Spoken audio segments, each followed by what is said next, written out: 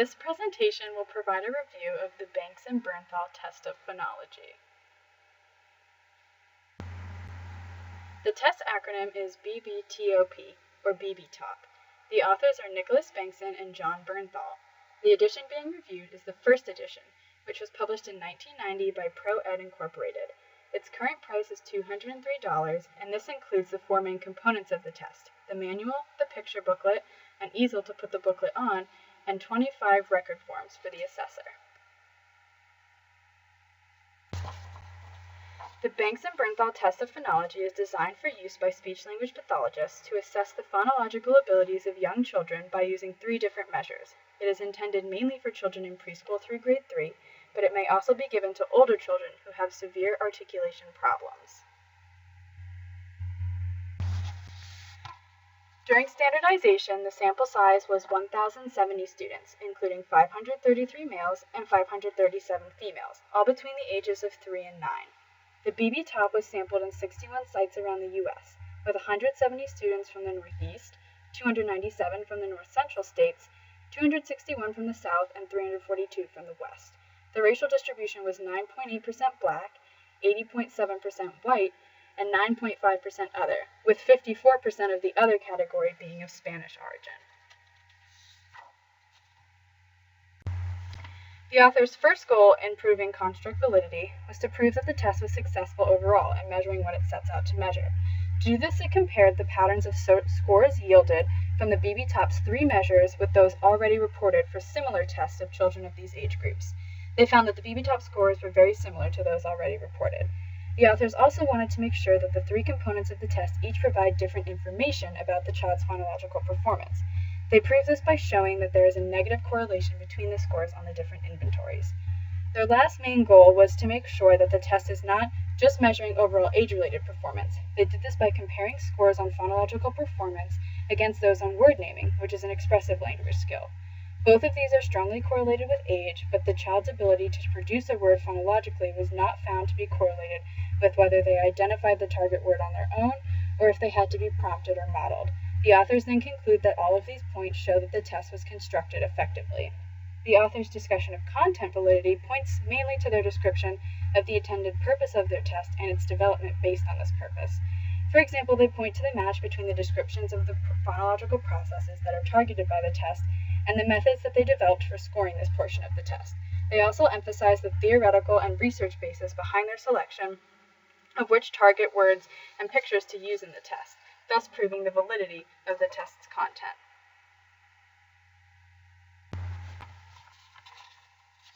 Test-retest reliability was found by administering the test twice to a group of 34 4-year-old children from the same test site. The children were given 8 weeks between administrations.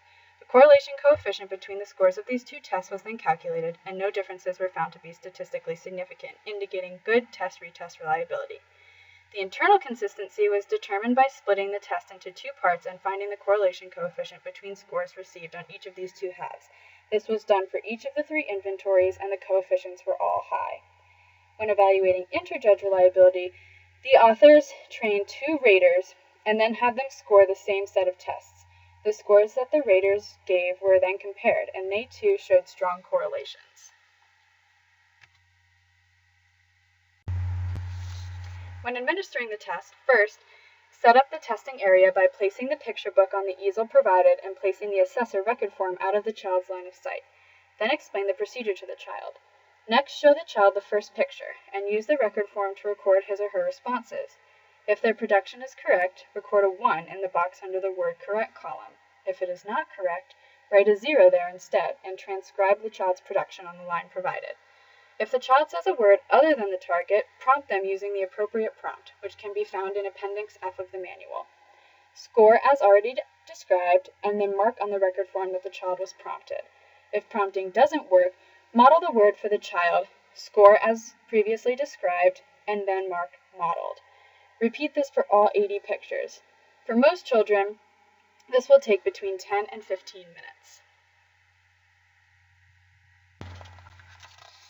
As I have mentioned, the BBTOP has three primary measures. The first is the word inventory, which measures overall phonological performance.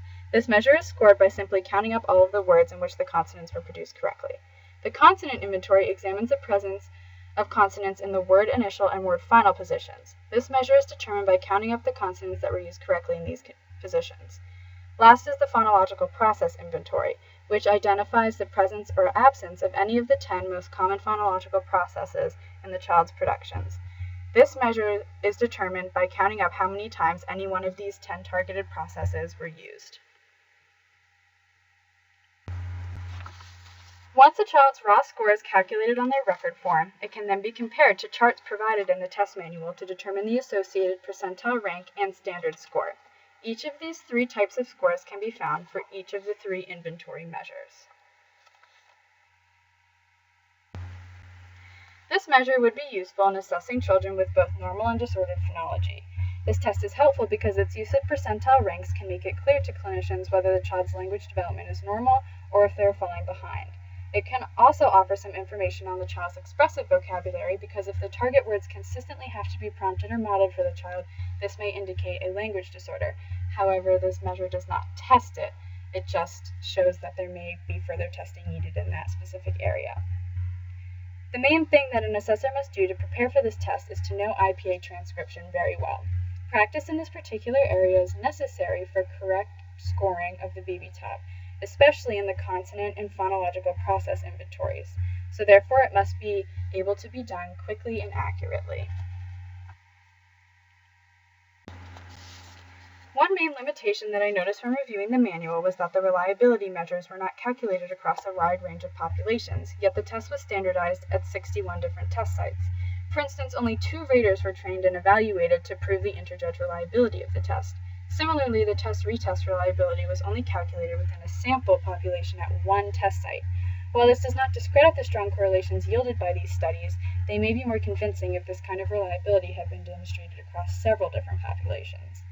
One main caution that should be kept in mind when using this test is that the child only produces each target word once, and is likely that they may make a mistake that could misrepresent their abilities.